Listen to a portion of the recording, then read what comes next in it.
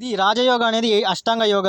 కానీ దీనికి ఎంతో కష్టపడాలి. ఇవన్నీ యమ నియమాలు నన్ను పరీక్షించడానికి ఏందంటే కాలము జరిగిపోయింది. కాలం మారిపోయింది.